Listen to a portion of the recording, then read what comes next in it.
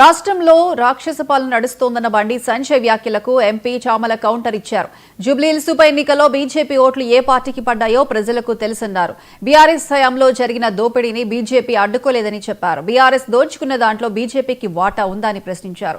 Formula ఈ race కేసులో కేటీఆర్ కు బీజేపీ మద్దతిస్తోందని ఆరోపించారు. బండి సంజయ్ చిల్లర వ్యాఖ్యలు మానుకొని కేటీఆర్ విచారణకు సహకరించాలని కోరారు. ఈ రాష్ట్రంలో మీరు ఆర్కే పాలన నడుస్తుంది, రేవంత్ రెడ్డి కేటీఆర్ పాలన నడుస్తుంది అంటారు. అసలు ఈ రాష్ట్రం 2014లో వచ్చిన తర్వాత మిగులు రాష్ట్రంగా ఉన్నటువంటి ఈ రాష్ట్రాన్ని అప్పుల రాష్ట్రంగా దోచుకొని పోయినటువంటి ఆ రోజున టీఆర్ఎస్ పార్టీకి మద్దతు ఇచ్చింది బీజేపీ. మీరు అధికారంలో ఉండి ఏ రోజు కూడా నిమ్మకు నీరెత్తినా మీరైనా ఆ రోజు మీరు ఎంపీగా ఉర్రు, మీ పక్కన కిషన్ రెడ్డి గారు అప్పుడు మంత్రిగా ఉర్రు, ఏ రోజైనా రాష్ట్రంలో జరుగుతున్నటువంటి ఈ దోపిడీని అరికట్టే ప్రయత్నం మీరు చేయలేదు. చేయకపోగా ఆఖరికి ఆ పార్టీని టీ తీసేసి బీజేపీలో ఉన్న బీ పెట్టుకుని బీఆర్ఎస్ అయిపోయింది, భారతీయ రాష్ట్రీయ సమితి.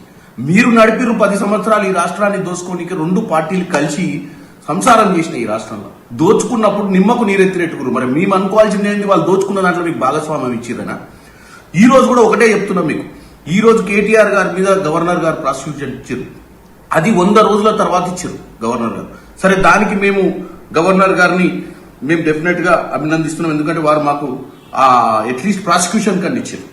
కానీ ఈ కేసుని ఏసీబీ ఛార్జ్ షీట్ ఫైల్ చేయాలంటే ఐఏఎస్ అరవింద్ కుమార్ మీద కూడా మనకు ప్రాసిక్యూషన్ ఇవ్వాల్సిన అవసరం ఉంది. దీని విషయంలోనే ఆల్రెడీ డిఓపిటికి రాష్ట్ర ప్రభుత్వం లేఖ రాసింది. అరవింద్ కుమార్ ని ఎట్టి పరిస్థితుల్లో ఇంటరాగేట్ చేయాలని, వాస్తవాలు తెలుసుకోవాలని.